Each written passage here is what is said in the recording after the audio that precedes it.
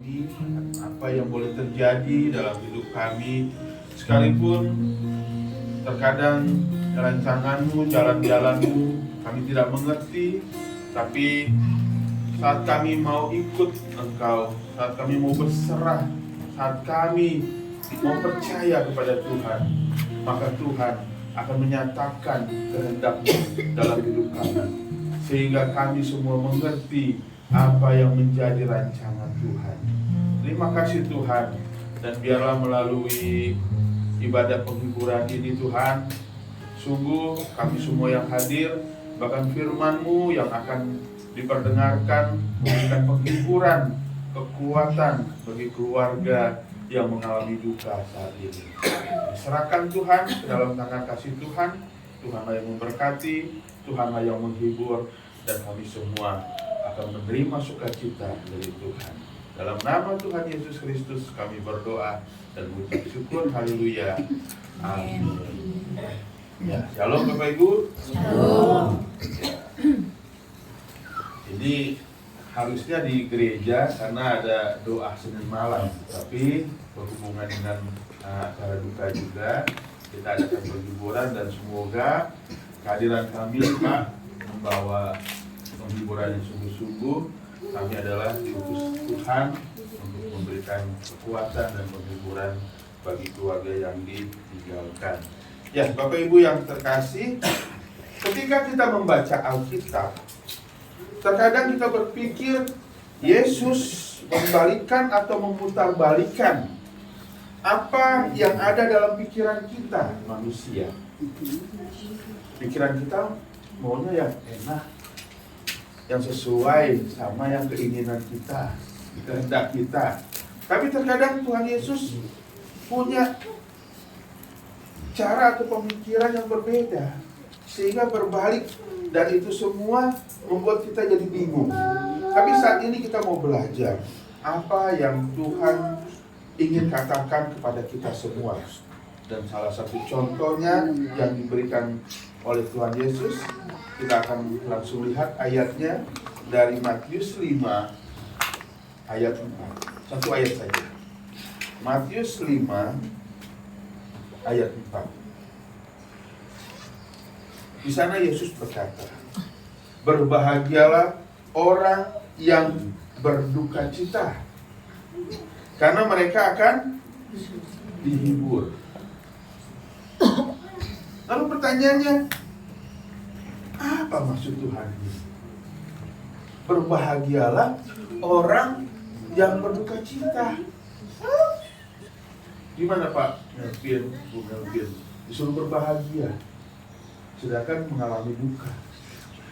Kan kalau kita ingat anak kita dan dipanggil Tuhan, gimana kita nggak bersedih? Gimana kita nggak menangis? Tapi Tuhan katakan apa? Berbahagialah orang yang berduka cita, karena mereka akan dihibur. Terkadang pikiran kita maunya gak usahlah terjadi yang buruk-buruk, gak usahlah terjadi hal-hal yang merugikan, apalagi yang membuat sedih. Kalau bisa kehidupan ini berjalan lancar, indah kita rasakan, nikmat kita rasakan. Tapi Tuhan berkata lain. Tapi Tuhan juga bukan tanpa alasan berkata, berbahagialah orang yang berduka cita, karena mereka akan dihibur. Karena secara pikiran kita yang terbatas, kita hanya melihat yang tidak bisa kita tahu apa maksud Tuhan yang Tuhan inginkan dalam hidup kita. Tuhan punya rencana yang lain. Ada maksud, ada makna yang Tuhan ingin sampaikan kepada kita semua. Dan secara khusus dalam ibadah penghiburan duka ini, terlebih lagi pada Bapak dan Mama Melvin yang sangat kehilangan anak terkasih ya. Apalagi kalau kita tahu bagaimana kejadiannya. Ya, mau sehat-sehat, tiba-tiba terjadi hal yang mengejutkan. Dan singkat sekali waktunya. Hanya 6 hari ya Pak? Singkat sekali. Kalau Tuhan sudah berkehendak, apa yang bisa kita lakukan? Tapi di sini ada maksud Tuhan yang ingin dinyatakan di dalam kehidupan dari keluarga ini. Secara keseluruhan keluarga Simbolon di dalam kejadian ini. Bagaimana yang seharusnya tadi dikatakan dia mengalami duka, harusnya menangis, bahwa mungkin juga merasa hampa, merasa kosong. Biasanya ada anak kita, kalau di rumah ya, bapak ibu mungkin merasakan, mungkin juga katanya sering tinggal di sini ya, mungkin ya. Biasanya ada keceriaan, bolak balik, keluar masuk, ada sesuatu hal yang dilakukan, tapi sudah nggak ada lagi. Itu memang membuat kita menjadi sedih, menjadi hampa. Tetapi Tuhan ada maksud yang indah. Tuhan akan memberikan penghiburan, karena penghiburan yang terutama hanya dari Tuhan. Arti dari Tuhan Yesus berkata, berbahagialah. Berarti dia punya tanggung jawab untuk memberikan penghiburan kepada Bapak Ibu Melvin, khususnya keluarga Simbolon tempat ini, dan nanti akan dinyatakan. Ada banyak hal cara Tuhan yang mau dinyatakan di dalam penghiburan, seperti kami sekarang ini hadir memberikan penghiburan. Semoga ini juga berarti untuk memberikan semangat, penghiburan, dan juga ada cara-cara yang lain Tuhan akan berikan ke depan. Mungkin kita akan melihat anak kita John akan Tuhan pulihkan, akan Tuhan buat luar biasa. Kita akan terheran-heran melihatnya, asalkan kita tetap mau terus berserah dan berpegang kepada Tuhan. Dan banyak alasan kita untuk kita tidak lagi berduka cita. Kita harus bersuka cita. Bahkan ketika kita bersedih sekalipun, ada hal yang sangat membuat kita kejadian yang sangat menyakitkan. Tapi dengan iman percaya, kita akan dapat melaluinya, dan kita akan dapat melihat maksud Tuhan yang indah dalam hidup kita. Bahkan kalau kita mengerti, ada banyak alasan kita terus untuk bersuka cita di dalam Yesus. Ya, salah satunya karena kita akan dihibur. Itulah yang Tuhan katakan. Berbahagialah orang yang berduka cita, karena mereka akan dihibur. Dan penghiburan sejati datangnya dari Tuhan.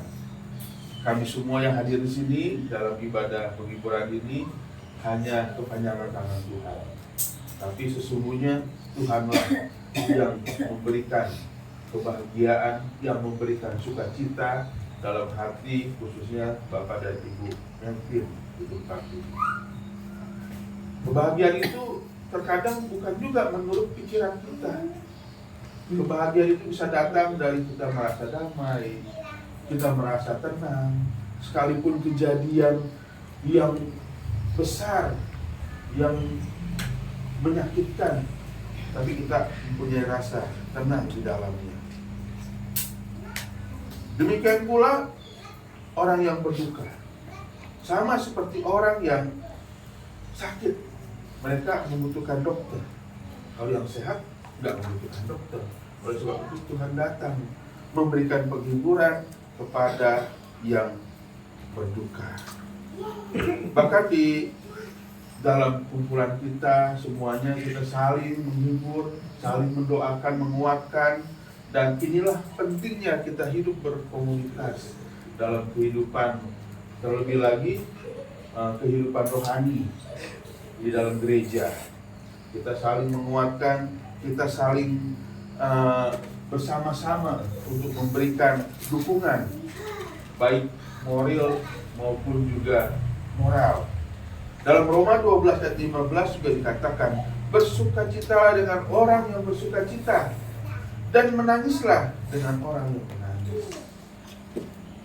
Kita harus bersama-sama dan bergandengan tangan untuk terus menyatakan kebaikan Tuhan di dalam kehidupan kita. Yang satu sedang berduka, yang satu sedang bersukacita, saling berbagi untuk memberikan kekuatan yang ada. Bahkan kalau kita kembali lagi tadi dibilang bersukacitalah walaupun kita dalam berduka, Rasul Yakobus juga memahami apa yang dikatakan Tuhan Yesus dalam Matius 5 ayat 4 tadi. Di dalam Yakobus pasal 1 ayat 2 juga dikatakan, saudara-saudaraku, anggaplah sebagai suatu kebahagiaan apabila kamu jatuh ke dalam berbagai-bagai pencobaan. Ya, ini salah satu pencobaan yang dialami bagi keluarga Simbolon. Kita juga nggak mau anak kita seperti ini, tapi inilah jalannya. Tetapi di sini dikatakan lagi, tanggapan dari Rasul Yakobus dikatakan bahwa pada saat kita mengalami pencobaan, berbagai-bagai masalah dalam hidup kita, tetapi kita terus diminta untuk berbahagia karena Tuhan. Karena semuanya Tuhanlah yang menjadikan. Mau suka, mau duka, suka-sukanya Tuhan. Ya, ada satu ilustrasi untuk menguatkan keluarga ini. Saya mau membagikan satu cerita. Dikisahkan ada satu keluarga yang mengalami duka beberapa kali dalam 1 tahun dalam kehidupannya. Seorang suami duduk di ruang kerjanya, dia merenungkan kejadian-kejadian yang telah lalu dan mengambil penanya lalu mulai menulis. Apa yang dia tulis? Yang dia tulis, Tuhan, tahun lalu saya harus dioperasi karena mengeluarkan batu empedu. Saya harus terbaring cukup lama di tempat tidur. Di tahun yang sama, saya berusia 60 tahun dan harus keluar dari perusahaan tempat saya bekerja yang begitu saya senangi, yang sudah saya tekuni selama 30 tahun. Di tahun yang sama juga, saya ditinggalkan ayah yang tercinta untuk selamanya. Dan masih di tahun yang sama, anak saya gagal ujian akhir kedokteran karena kecelakaan mobil dan biaya bengkel yang membengkak akibat kerusakan mobil adalah juga bentuk kesialan di tahun lalu. Akhirnya dia menulis, sungguh Tuhan, tahun yang sangat buruk. Mengapa semua ini terjadi menimpa kehidupan saya dan keluarga saya? Lalu istrinya masuk ke ruangan tanpa diketahui suaminya dan menjumpai suaminya yang sedang sedih, termenung. Lalu dari belakang istrinya melihat apa yang ditulis oleh suaminya. Lalu perlahan dia keluar lagi tanpa diketahui suaminya, dan dia kembali lagi dengan membawa satu buah kertas yang juga sudah ditulis oleh istrinya. Dan tulisannya sebagai berikut. Tahun lalu akhirnya saya berhasil menyingkirkan batu empedu yang selama bertahun-tahun membuat perut saya sakit. Tahun lalu saya bersyukur bisa pensiun dengan kondisi tubuh yang sehat walafiat. Sekarang saya bisa menggunakan waktu untuk menyalurkan hobi positif, melakukan pelayanan dengan fokus yang lebih baik dan penuh kedamaian. Pada tahun yang sama, ayah saya yang berusia 90 tahun tanpa kondisi kritis menghadap Sang Pencipta. Dan masih di tahun yang sama, Tuhan melindungi anak saya dari kecelakaan yang hebat.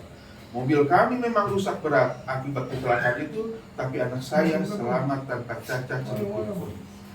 Dan pada kalimat terakhir istrinya menuliskan, tahun lalu adalah tahun yang penuh berkat Tuhan, dan kami bisa lalui dengan sukacita dan bersyukur. Apa makna yang kita dengar dari cerita ini? Membaca tulisan sang istri, akhirnya sang suami tersenyum dan seperti ada yang mengalir dalam dadanya, yang memberikan damai dan rasa syukur atas tahun yang telah dilewatinya. Lalu awalnya suaminya itu berpikir kesialan semua. Ada 4 kejadian. Dia keluar dari kerjanya, dia dioperasi, tuanya bapaknya meninggal, anaknya pun kecelakaan, mobilnya rusak berat. Tapi istrinya yang memberikan penghiburan melalui Tuhan, itulah yang menguatkan dia. Akhirnya ada rasa syukur dari apa yang dialami. Dan saya pun berharap keluarga ini, khususnya Bapak dan Mama Melvin, juga dapat melihat bahwa jangan sampai berlarut-larut juga dalam kesedihan, dan percayalah Tuhan itu baik. Seperti pujian tadi, Tuhan itu baik, Tuhan itu akan mengembalikan apa yang hilang, tapi dengan cara yang berbeda. Yang saya ingat waktu kita ketemu di gereja dengan Pak Melvin siang atau pagi itu kan, yang saya bilang ada Pak Indra Cilaban, itu Pak Melvin bilang, besok saya ibadah Pak. Kalau nggak ibadah, saya dimarahin sama si Melvin. Saya mau ditendang katanya. Tapi saya habis ibadah mau ziarah. Ya Pak, bagus Pak. Jadi jangan hanya sebentar saja Pak. Nah, dengan janji. Oke, itulah yang kita harapkan. Tapi juga jangan dari kejadian ini harusnya seperti itu contoh untuk yang lain ya. Jangan karena kejadian ini kita baru mau datang kepada Tuhan. Kita harus sadar apa yang dialami Pak Melvin. Ini adalah satu pelajaran juga yang harus juga kita maknai dalam hidup kita, bahwa hidup ini singkat. Lalu tidak ada kesempatan lagi bagaimana kita bisa datang kepada Tuhan. Yang saya rasakan juga ada banyak kenangan dari Melvin, dari apa yang saya dengar waktu kawan-kawannya, guru-gurunya. Mereka bilang juga Melvin itu anak yang baik, Melvin itu anak yang nurut sama guru. Tapi kita percaya dia baik dan sudah ada di sisi Tuhan, dan Tuhan berkenan kepadanya.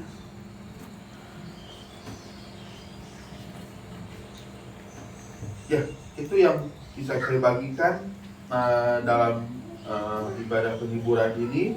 Namun ada satu ayat juga yang saya mau kutip dari Nahum 1 ayat 7 yang akan juga memberikan kekuatan kepada kita.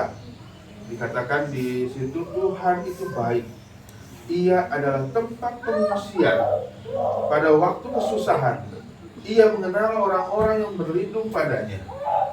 Nahum 1 ayat 7. Dan pesan dari firman Tuhan ini, tetaplah bersandar pada Tuhan, undang Dia dan pegang tangannya. Sebab hanya Dialah penghiburan sejati kita. Dia yang sanggup mengubah duka menjadi suka. Dia yang mengerti tetesan air mata. Dia baik dan sungguh teramat baik. Dan secara khusus untuk keluarga Simbolon, sekali lagi Bapak dan Ibu Melvin, kita percaya Tuhan akan selalu memberikan penghiburan dan kebaikan-kebaikannya bagi keluarga ini. Amin. Mari kita berdoa. Bapak, terima kasih. Walau singkat, kami menyatakan firman-Mu. Biarlah ini menjadi kekuatan bagi kami Tuhan, bahwa Engkaulah sumber penghiburan sejati. Dan kami diingatkan lagi bahwa dalam keadaan berduka sekalipun, kami harus bersuka cita, kami harus berbahagia, karena kami percaya ada maksud Tuhan yang indah dalam hidup kami. Dan nyatakanlah itu semua Tuhan bagi keluarga Simbolon di tempat ini, biar melalui kejadian ini ada pertobatan, ada kehidupan yang lebih baik, dan kami percaya Tuhan akan nyatakan itu di kemudian hari, dan mereka semua akan terheran-heran dan bersuka cita di dalamnya. Terima kasih Tuhan. Biar firman ini terpatri di dalam hati Bapak dan Ibu Melvin khususnya, dan juga John, untuk mereka semua bersepakat datang kepada Tuhan dan juga menerima keselamatan dari Tuhan. Terima kasih Tuhan. Inilah doa kami, ucapan syukur kami di dalam nama Tuhan Yesus Kristus. Haleluya. Amin.